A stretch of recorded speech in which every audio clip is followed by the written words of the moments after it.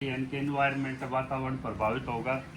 कुलासी की ग्राम सभा की ज़मीन भी बहुत ज़्यादा इसमें आती है और इन्होंने कहा कि हम डिनाई करते हैं स्कीम में पार्टिसिपेंट करने के लिए। और पोर्टल को इन्होंने ख़तरनाक बताया कि कुलासी की तरफ से कोई भी किसान इस पोर्टल पर अपडेट नहीं करेगा।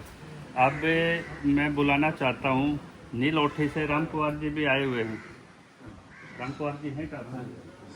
हाँ, एक बार रखें जी आप अपने विचार।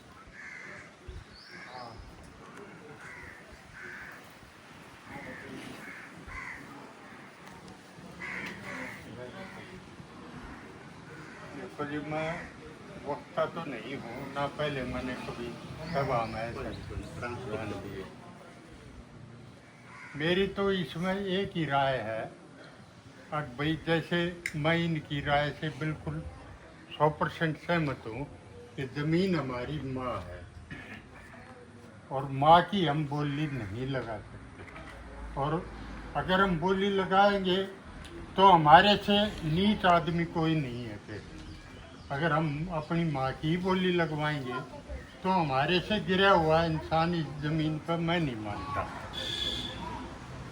तो मेरी सब भाइयों से हाथ जोड़ के विनती है, कोई पोर्टल पर या अपनी ज़मीन को देने के लिए ना सहन करो।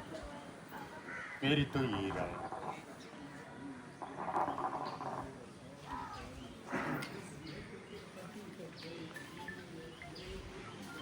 अब इसमें तीसरा आता है यहाँ पे लड़रावण का।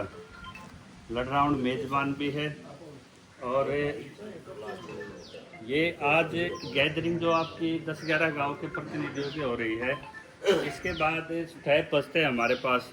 एक तो आपने हस्ताक्षर किए हैं यहाँ पे, जो आपके हस्ताक्षर हुए हैं, ये किसी भी एसडीएम, डीसी या प्रशासनिक अधिकारी के माध्यम से ये मुख्यमंत्री तक भी जाए और इसमें गवर्नर को एड्रेस किया गया है।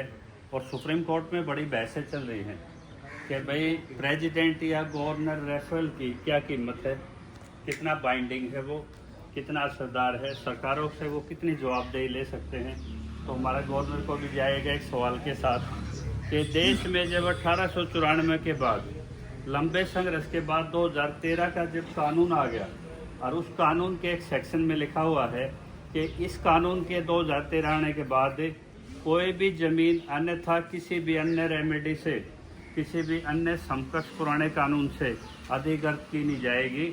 4 गुना मुआवजे का प्रावधान आया, रिहेबिलिटेशन आया, रीसेटलमेंट आया। एसटी एससी जो उस एरिया में रहते थे उनका उसमें हिस्सा निकाला गया और पुनर्स्थापना के लाभ के साथ उसमें गारंटी है, आपकी कोर्टें सुनती हैं उसको, आपके उसमें रिड्रेसल सिस्टम है। लेकिन उन्होंने कहा कि इसके अलावा कोई भी रेमेडी है वो उसकी कोई वैलिडिटी नहीं है। तो लैंड पूलिंग उसके पैरेलल चलिए। तो हम एक राज्यपाल को हमने मांग पत्र बनाया है कि जिस सरकार से पूछे, जब ये पंजाब में माननीय हाई कोर्ट ने इसको निरस्त कर दिया कि एक असंवैधानिक प्रक्रिया है, तो वे हरियाणा और गुजरात में प्रयोग क्यों कर रहे हो आप ये। दूसरा इसमें ये पूछे कि भाई जब आपकी ज़मीन यहाँ पे असेस करते हैं तो पावर ग्रिड में जो आप लोगों के साथ मिला, तो एक कानून भी हमने बनवाया था, टेली कम्युनिकेशन एक्ट 2023। उस कानून बनने के बाद अब किसी के खेत में तार जाए या कोई तार जाए तो उसको किसी के आगे भीख मांगनी नहीं पड़ती, वो सीधा डीएम के पास जाता है कि इस कानून में है और आप मेरा वैल्यूएशन करा दो। तो वैल्यूएशन का राइट किसान को था उसमें, जो हमारे किसानों ने समय समय पे करवाया। लेकिन ये जो लैंड पूलिंग पॉलिसी है, इसमें एक एक एकड़ का वैल्यूएशन गरक एंड गरक कंपनी कर रही है। लेकिन किसान क्या अपने आसपास की ज़मीन का मार्केटिंग एवल्यूशन रिपोर्ट क्या इसमें तैयार कर सकता है? उसका अभी तक जवाब है उसकी कोई गुंजाइश ही नहीं है। भाई ज़मीन मारी और बात उलाओगा तो कौन है भाई? जब मालिकाना हक इसका है जिस आदमी का, तो उसकी रिपोर्ट में वैलिडिटी होनी चाहिए।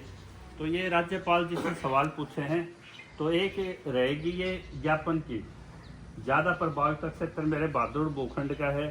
तो इसके बाद यहाँ से एसडीएम के दफ्तर तक कैसे जाया जाए कि हमारा प्रोटेस्ट भी काउंट हो, शांति प्रिय भी रहे और सरकार को और शहर को ये लगे कि हाँ भाई लोगों में तकलीफ है, ये अपने सवालों के साथ आए हैं। और मीडिया भी इसमें हमारी बहुत बड़ी मदद करेगा।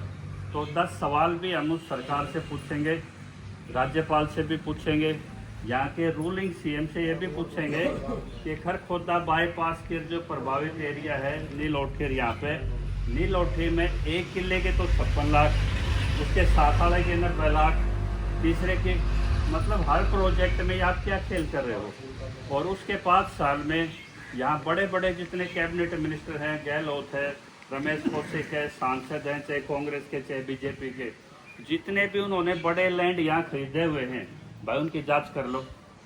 आप जहाँ पे पहले ज़मीन खरीदते हो अपने आप उसके जोनल में पास करा लेते हो और फिर किसान का लपेटा दे दो कि इनकी खोस लो।